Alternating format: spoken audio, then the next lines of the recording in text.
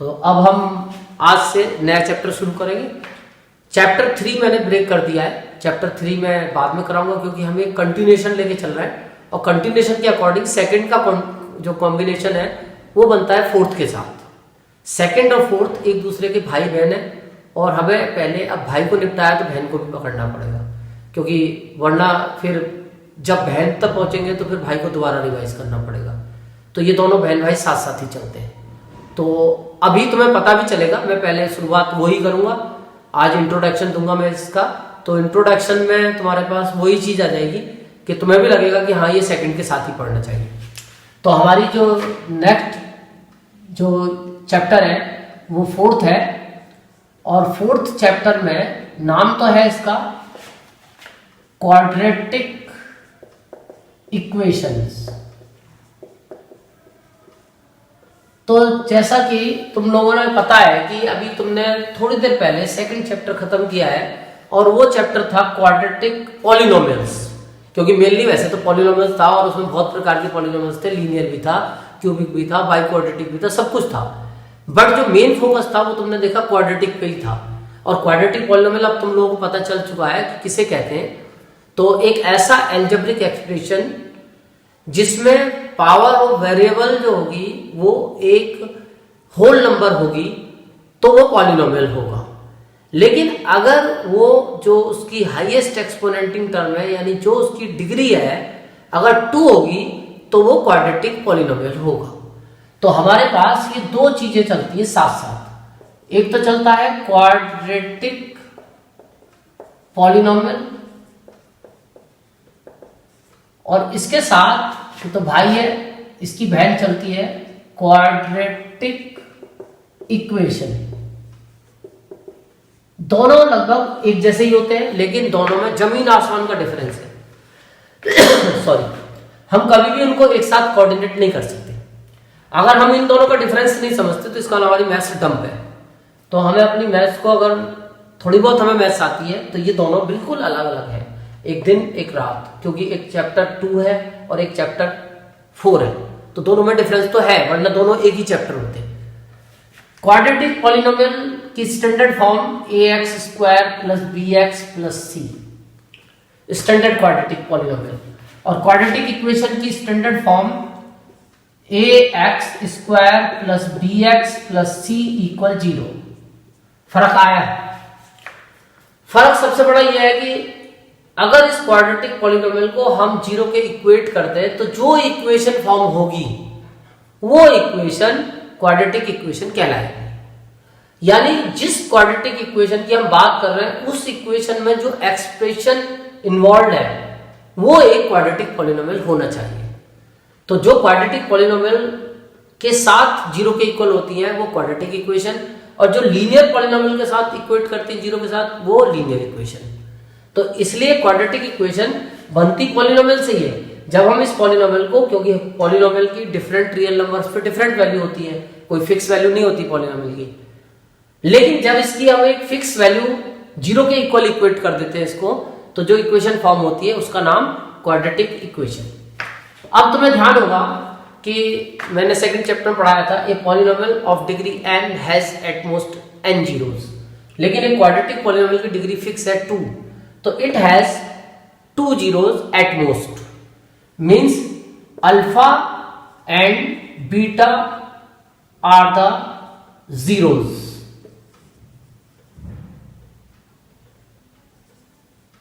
Alpha और beta इसके zeros होते थे, 2 जीरोस। और जीरोस का मतलब तुम्हें मैंने बता दिया था, जीरोस वो वैल्यू होती है जिनको अगर तुमने पॉलिनोमियल में पुट करा, मान लो मैं इस पॉलिनोमियल को थोड़ी देर के लिए px बोल दूं, तो अगर तुमने इस px में ये x की जगह अल्फा लगाया तो ये 0 आएगा, या अगर तुमने इस x की जगह बीटा लगाया तो ये 0 हो जाएगा। तो इसे बोलते हैं जीरोस का कॉन्सेप्ट। अब इसमें क्या होता है, इसमें थोड़ा सा फर्क पड़ गया, और जो फर्क ये पड़ गया कि अब यहां पे हमारे पास ये क्वाड्रेटिक इक्वेशन है तो इसके 2 जीरोस नहीं होते, 2 रूट्स होते हैं। A quadratic equation quadratic equation has two roots और सॉल्यूशंस। इक्वेशन के हमेशा सॉल्यूशंस या रूट्स होते हैं। तो जैसे क्वाड्रेटिक है तो इसके दो रूट्स होंगे या दो सॉल्यूशंस होंगे। Say alpha and beta are the roots. ठीक है, हमने ये दो रूट्स मान लिए, तो ये रूट्स है, तो इट मींस अगर हमने इस इक्वेशन में सॉल्यूशंस या रूट्स का काम होता है कि वो इक्वेशन को सेटिस्फाई करते हैं।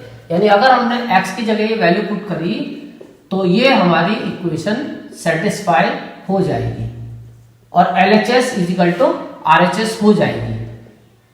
ये दोनों में ही होगी। अगर दूसरा वाला हम रूट पुट करेंगे तो LHS इजिकल टू RHS। इसके बेस पे 1 मार्क का क्वेश्चन आएगा। 1 नंबर का क्वेश्चन कभी कभी आता है तो वहां हमें रूट्स का यूज करना होता है, वो हमें रूट्स दे देता है। या कभी अगर हमें रूट चेक करना है तो भी हम ऐसे ही चेक करते हैं। कभी हमें रूट्स दिए होते हैं तो भी हम यही काम करते हैं। यानी हमें ये क्वेश्चन मिलेगा कि एक इक्वेशन होगी और कहेगा कि -2 is the root of the equation, find k। तो तुम क्या करोगे, उस रूट को x की जगह पुट कर दोगे इक्वेशन में और अपने आप k सॉल्व हो जाएगा। तुम्हारे पास क्वेश्चन होगा कि क्या -2 इस इक्वेशन का रूट है, तो तुम क्या करोगे, x की जगह -2 लगाओगे। अगर LHS बराबर RHS आ गई तो इसका मतलब 0 वो रूट है, वरना नहीं है। तो ये रूट्स का कॉन्सेप्ट होता है।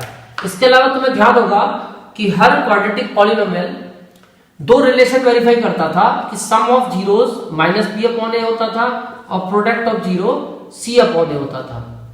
तो सेम ऐसे ही हमारी जो इक्वेशंस होती हैं इनमें भी तुम देखो तो ये रूट्स यही रिलेशन फॉलो करते हैं। यानी कभी भी सम ऑफ रूट्स -b/a आएगा और प्रोडक्ट ऑफ रूट c/a आएगा। तो ये हमारा तुम देखोगे कि काम लगभग इसके जैसा ही है, इसीलिए दोनों चैप्टर एक साथ चलते हैं और हम इनको एक साथ ही करा रहे हैं। इसके बाद हम 3rd चैप्टर इसके बाद कराएंगे। तो आज तुम इसकी एक्सरसाइज स्टार्ट करोगे सबसे पहली वाली, क्योंकि अब इस चैप्टर में इंट्रोडक्शन तो यही है बस कि क्वाड्रेटिक पॉलिनोमियल्स की क्वाड्रेटिक इक्वेशन बन जाती है इक्वल टू 0 लगा के। और इसमें हमें जो पहली एक्सरसाइज है उसका पहला वाला जो क्वेश्चन है वो कभी कभी आ जाता है। उसमें बस हमारे पास ये है कि एक्सरसाइज है 4.1 और इसका जो क्वेश्चन नंबर 1 है उसमें जितने भी पार्ट्स हैं उनमें सब में हमें, अब मुझे ये तो ध्यान नहीं आ रही कि कौन कौन से पार्ट्स हैं, उसमें इस तरह से हमें कुछ दिया होगा जैसे x+1 का cube -x² is equal to x into x² + 1। अब वो इसको कहेगा कि चेक करो क्या ये क्वाड्रेटिक इक्वेशन है। तो क्वाड्रेटिक इक्वेशन चेक करने के लिए अब हम क्या करेंगे, हम इसको पहले स्टैंडर्ड फॉर्म में लिखना चाहेंगे। ये इक्वेशन तो है इक्वल आ रहा है बट ये स्टैंडर्ड फॉर्म में नहीं है। स्टैंडर्ड फॉर्म का मतलब पहले से हमें सॉल्व करना पड़ेगा।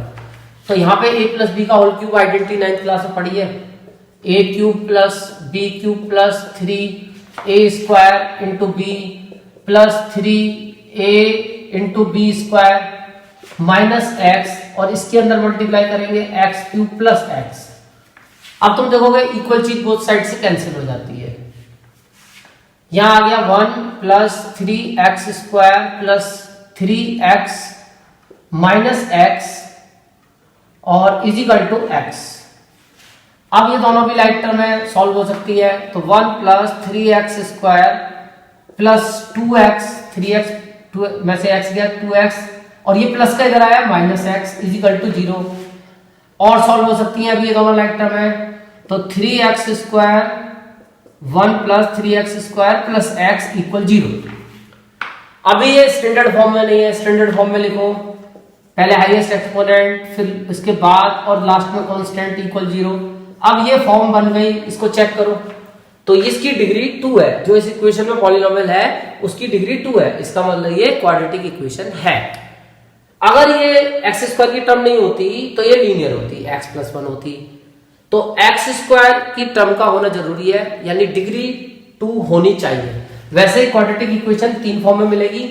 ये इस तरह से भी मिल सकती है ax² bx + c = 0, ये भी क्वाड्रेटिक इक्वेशन है।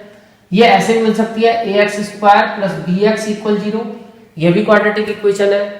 और ये ऐसे भी मिल सकती है ax² माइनस सी इक्वल 0, ये भी क्वाड्रेटिक इक्वेशन है, बल्कि इसको बोलते हैं प्योर क्वाड्रेटिक इक्वेशन, क्योंकि इसमें x वाली टर्म नहीं होती, तो इसके लिए एक नया नाम देते हैं प्योर क्वाड्रेटिक इक्वेशन। बाकी है तीनों क्वाड्रेटिक इक्वेशन, क्योंकि तुम्हें ध्यान होगा क्वाड्रेटिक पॉलिनोमियल भी 3 फॉर्म में होते थे, एक जिसमें तीनों टर्म होती थी, एक जिसमें x कांस्टेंट नहीं होती थी, एक जिसमें x नहीं होता था। तो अब तुम आज पहली एक्सरसाइज 4.1 स्टार्ट करोगे, थोड़ी इसकी थ्योरी पढ़ोगे और उसका फर्स्ट क्वेश्चन के सारे पार्ट्स तुम्हें ट्राई करने हैं। उसमें केवल तुम्हें ये चेक करना है, अगर वो ऐसी क्वाड्रेटिक पॉलिनोमियल की इक्वेशन बनती है तो क्वाड्रेटिक इक्वेशन है, वरना नहीं है। Okay, thank you.